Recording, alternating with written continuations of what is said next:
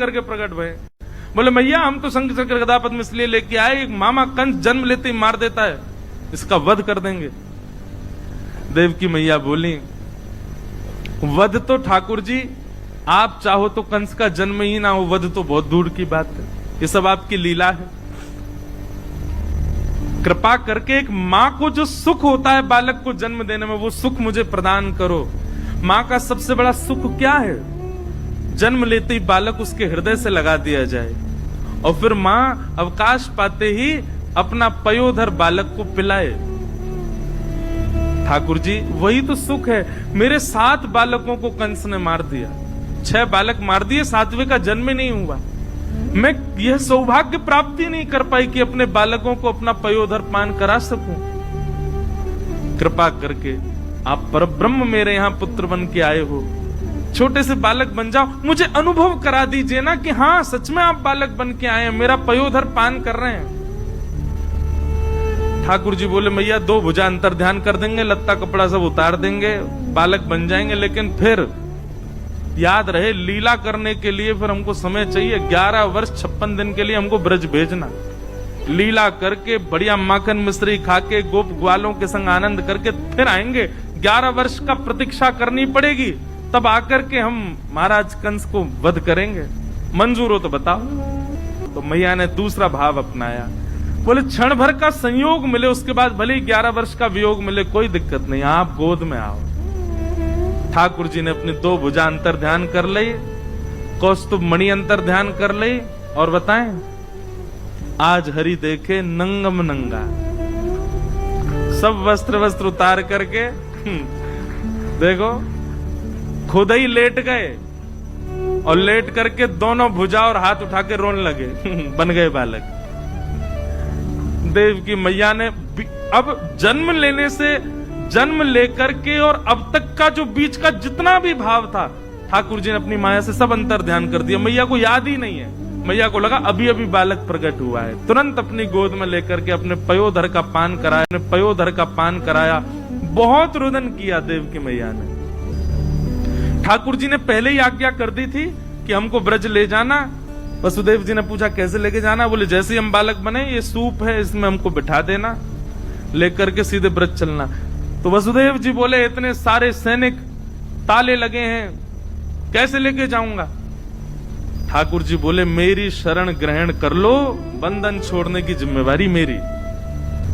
वसुदेव जी ने जैसे ही ठाकुर जी को गोद में लिया, हाथ की हथकड़ियां खुल गईं, पैरों की बेड़ियां खुल गईं। ठाकुर जी को सूप में बैठा करके जैसे सिर पर धारण किया, चट चट चट सारे ताले खुल गए, सैनिक गहरी नींद में सोए हैं। भगवान बोले सारे बंधन खुल गए, लेके चलो हमको। और वसुदेव जी धीमी चाल से ठाकुर जी को लेकर के चल रहे हैं महाराज। आहा, जैसे ही ठाकुर जी बाहर पधारे मथुरा के कारागृह से, आकाश में देवता खड़े होकर के भगवान का दर्शन करें और देवताओं ने स्तुति गाई।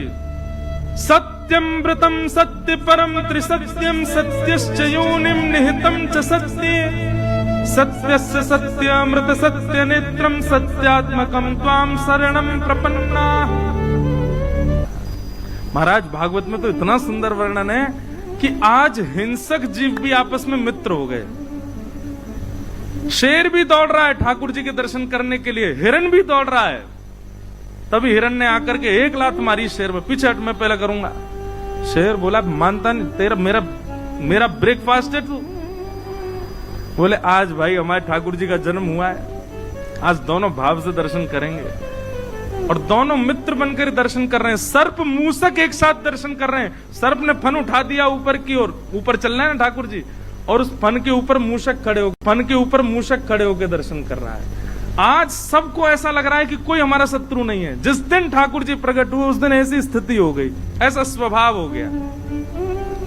मंदम मंदम जलधारा गिर रही थी, तभी शेषनाग आए और पीछे से छतरी बना करके ठाकुर जी के पीछे चलने लगे। वसुदेव जी को इन सब भावों का अनुभव नहीं, वो तो ऐसे भाव साम्राज्य में चले, उनको पता ही नहीं चल रहा क्या हो रहा है। गोकुल जाने के लिए देखा बीच में यमुना जी। आज यमुना जी में समुद्र की तरह उफान भर रही हैं, सारी नदियां हैं आज वृंदावन में। जैसे ही जाने लगे वसुदेव जी, यमुना जी ने विचार किया हमारे पतिदेव आए हैं, पैर तो छू लें। यमुना जी जैसे ही ऊपर आने लगी, ठाकुर जी बोले अरे देखना आ रही है ससुर जी चल लेंगे, उठी उठी आ रही है ऊपर को। अरे वसुदेव जी नेक तो लज्जा कर ले। बोले आप चरण दे दो। ठाकुर जी ने पलना वो सूप में से अपना चरण बाहर निकाला। यमुना जी ने एक हिलोर भर करके चरण स्पर्श किया और मार्ग प्रदान कर दिया। वसुदेव जी चलते जा रहे हैं, गोकुल पहुंचे। वसुदेव जी जैसे ही पहुंचे, लाली को लेकर के वसुदेव जी वहां से मथुरा को प्रस्थान कर गए।